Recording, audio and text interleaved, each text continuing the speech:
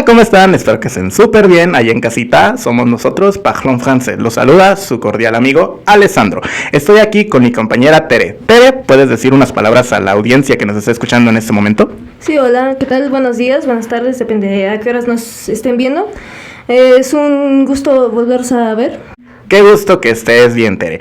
El día de hoy tenemos a un cordial invitado que recientemente llegó de la Universidad de Harvard, graduado con honores hasta eso, y actualmente es un políglota.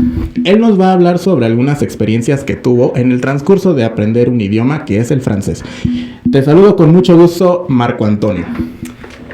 Muchas gracias, Alessandro. En primer lugar, es un gusto estar aquí. Muchas gracias por la invitación. No, el gusto es mío, el gusto es nuestro también, porque pues tú con tanto trabajo te diste el tiempo de llegar a esta emisión. Pues como dije, sin problemas, en tanto como se acercaron muy agradables, la verdad. Me agradó la manera en la que se acercaron a mí a pedirme la invitación y pues claro, si me puedo hacer un espacio en mi agenda, ¿por qué no? Pues bueno, lo agradecemos bastante, ¿verdad, Tere? Sí, gracias, muchas gracias, Antonio, por acompañarnos este día de hoy. Pero bueno, tanto agradecimiento, pero vamos al tema central, que viene siendo, ¿cómo fue tu experiencia al aprender el idioma francés? Cuando ibas empezando, el primer escalón. Mira, te voy a ser bien honesto en esta. La verdad, no me gustaba el idioma francés. Ok. Cuando entré a la carrera mismamente, era consciente de que me iban a enseñar, pues, complementar lo que sabía de inglés, pero iba a empezar de cero francés. Entonces, sí se me hizo un poquito cuesta arriba, al menos para empezar. No en la pronunciación, siento que eso fue como que lo más sencillo, sino en todas las estructuras gramaticales y en vocabulario. Que hay muchas palabras del francés que podrías decir que son parecidas, pero al español, pero hay muchísimas más que son como el día y la noche. Sí, obviamente. Son totalmente diferentes. Uh-huh. En efecto. ¿Qué más quisieras? Mira, en mi caso, conforme fui avanzando, ya ponle que 2-3 meses dentro de la carrera, sí fui como mínimo, me podía presentar. Sí. Con eso es más que suficiente para poder decir, bueno, voy bien encaminado. Entonces, ¿qué pasa? Que yo sentía que era un poquito corto, que me podría terminar quedando un poquito corto si simplemente me quedaba con todo lo que veía en las clases. Que a pesar de que era pesado, pues aún así sentía que era un poquito insuficiente. Uh-huh. Entonces, decidí agarrar algunas de estas aplicaciones de enseñanza de idiomas, ya sea Duolingo o TV5 Monde, sí. en el caso del francés. Hasta eso, TV5 es una de las plataformas que más me ha gustado hasta ahorita. Más que nada porque te permite, pues sí, estar escuchando cómo se pronuncia al momento, ¿sabes? Sí, exactamente. Entonces, ¿quieres decir que aparte de las clases que tú tomabas en tu carrera, tomabas un estudio independiente aparte para no quedarte estancado? Diría que es en parte lo que más podrías hacer, o lo que mejor podrías hacer en caso de que quieras empezar a estudiar una nueva lengua, complementar lo que te den en clase. Y claro, de alguna manera siento que las dos se unen de manera casi que simbiótica para poder, digamos, mejorar ese avance que ya llevas. Porque no considero que el solo usar una aplicación te puede estancar tanto como simplemente quedarte con lo que ves en clase. Pues es algo más que obvio, ¿no crees eso, Tere? Sí, es mucho más que obvio. Por ejemplo, también puedes ir practicando con diversas aplicaciones, también en las que puedes contactarte con diferentes personas de diferentes países, como por ejemplo Francia, uh-huh. Y pues interactuar con ellos, como ellos también quieren aprender nuestro idioma, entre los dos se van ayudando y mejora tu pronunciación y todo eso en general. Sí, no, pues justamente no estoy seguro si fue con TV5 o con otra aplicación que sí tenía un apartado en el que tú escribes y los propios hablantes nativos te dan como ese tipo de retroalimentación. Yo conozco, era Busu, ¿no? Sí, Busu, la aplicación verde. verde, era verde. Era no azul, era azul. quería ver qué tanto eres. Quería ver si te acordabas de la aplicación. Porque dices que como que lo usabas. Sí, como digo, el nombre nada más no me acordaba, pero pues sí, era azul, por Dios, ¿no quieres que te haga una rima con eso, o sí? No, es que... Entonces, cuéntanos, recientemente dijiste que egresaste de tu certificación de francés en Harvard. Cuéntanos, ¿fue tan difícil para ti llegar a ese grado, el máximo grado que te puede dar la certificación? Primero que nada, Harvard no expide certificaciones en francés, las expide en inglés. Entonces, sí tengo una certificación en francés en Dell. Si quisieras que te comentara sobre una o sobre otra. Disculpa. Si te comentara sobre la certificación de francés, justamente, que es lo que estamos hablando, es una certificación que, como digo, se llama DELF. Y como todo, se rige bajo el marco internacional, ya sea a nivel A1, A2, B1, B2, C1, C2, que es el más alto. Actualmente llegué a un nivel C1 de francés. Sin embargo, considero que para estas alturas se me va a hacer muy complicado conseguir el C2, ya que no sé si ustedes saben, pero en los exámenes de certificación, para conseguir el C1 tienes un rango como de 20 puntos de error. Sí. Más o menos. Pero para C2 tienes un rango ya ni siquiera de puntos de error. Tienes un rango de 2 errores. Ok. Entonces sí es muy complicado conseguir una certificación C2 en el idioma que sea. Pero hasta eso, considero que me fue bastante bien. En especial considerando que para mí, que conocía más las estructuras del inglés y estaba más familiarizado con el inglés, a pesar de ser un hablante nativo de español, pues siento que los pude adaptar bastante bien en tanto cuestión gramática como de vocabulario, ya que hay incluso lenguas germánicas que llegan a tener raíces latinas.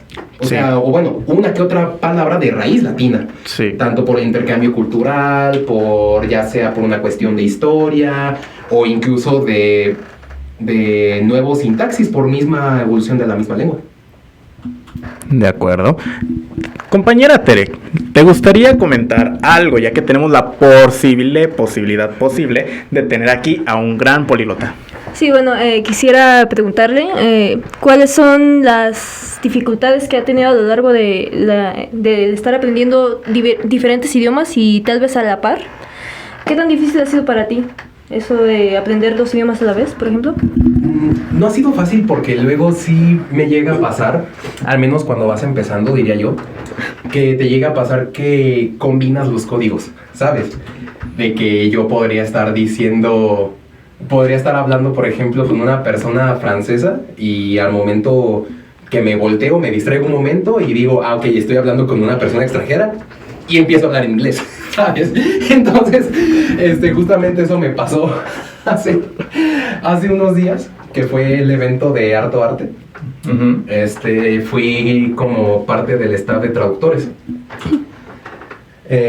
Entonces a mí me asignaron a lo que es una artista, se llamaba Pojit, una artista serbia que no hablaba nada de español, hablaba mayormente inglés.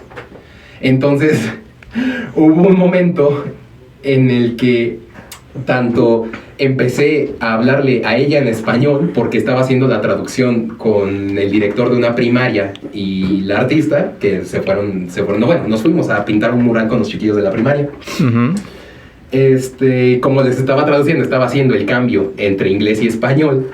Siempre era de que, pues, me volteo en algún momento con mi artista después de un rato y le empiezo a hablar en español. Y es como se me queda viendo de ¿qué rayos contigo? Y yo, no, sí es cierto, perdón. Le digo, se me olvidó que como que se me cruzaron los cables, la neta. Sí. Y es algo que incluso en un nivel alto te puede llegar a pasar. Sí, pues sí, exactamente, es muy común. Luego, ¿qué te gustaría que te dijera? Aparte, diría que la cuestión de la gramática, si no lo tienes bien internalizado, puedes llegar a hacer un cruce gramatical incluso dentro de los mismos idiomas. De que si te puedes llegar a acordar a la mitad de una conversación de, no, la estructura va de sujeto, verbo, predicado. Pero pues en otro idioma puede ser verbo y luego sujeto. Exactamente, justamente yo había visto que la gramática del coreano es muy diferente a las estructuras que nosotros estamos aprendiendo. Generalmente sí, las estructuras de los idiomas asiáticos son muchas veces sobresimplificados. ¿Por qué? Porque, por ejemplo, en el japonés, que es un poquito lo que yo llego a manejar a veces, que podrías para presentarte el watashi wa Antoine des. Uh-huh. Por ejemplo, que es watashi literal es yo y wa es ser. Ni siquiera está conjugado. Ni siquiera es un verbo que esté conjugado como tal. Es si lo pusiera en español es como yo ser Antonio, ¿sabes? Sí. Y el des es como un añadido que se pone al final y al presentar una persona, pues. Uh-huh. Ok, ahora otra pregunta que yo te quisiera hacer. ¿Has notado un cambio radical o deficiente al momento de estudiar independientemente el idioma francés? Deficiente definitivamente no. Al contrario, siento que el estar haciéndolo de forma independiente me da la libertad de comprender el idioma a mi propia manera, sin que nadie me esté diciendo cómo se supone que deben ser las cosas, ¿sabes? Sí. Tengo un conocimiento previo y ese mismo conocimiento previo lo puedo empezar a aplicar en dependencia de lo que esté viendo o leyendo, generalmente letras de canciones, que me gusta muchísimo la música. Entonces, cuando tengo tiempo libre, entre muchas comillas, de que voy en el transporte o incluso cuando voy caminando, abro el YouTube Music y si ves que hay un apartado que te dice las letras, que sí. te pone las letras. Entonces, me pongo una canción en francés, una de Stromae, por ejemplo, uh-huh. Y me pongo a leer conforme va la letra y a veces, si puedo, hasta cantarla al mismo ritmo, también para soltar un poco la lengua, ¿sabes? Uh-huh. De acuerdo. Mi compañera Tere tiene otra pregunta que te quisiera hacer. Sí. Mira, mucha gente nos ha preguntado en diferentes posts, ya sea en Instagram o diferentes redes sociales de nosotros. Que por cierto, síganos. Sí, estamos como Parlons Français en todas las redes sociales, tanto Facebook, Instagram, Twitter y TikTok. Ahora sí, disculpa por interrumpirte, Tere. Seguimos. No hay problema. Bueno, mucha gente pregunta, como tú estudias dos idiomas, bueno, hablas dos idiomas, ¿no? Aparte del español, que es tu lengua materna. Uh-huh. ¿Qué idioma es más difícil de aprender que el otro? Entre el inglés y el francés. Es una pregunta muy complicada, la verdad. ¿Por qué? Porque depende de la persona. La mayoría de gente que conozco, siendo nosotros que estamos en México, veo que se les hace demasiado cuesta arriba el inglés, pero demasiado. Y la cosa es que para mí es al revés.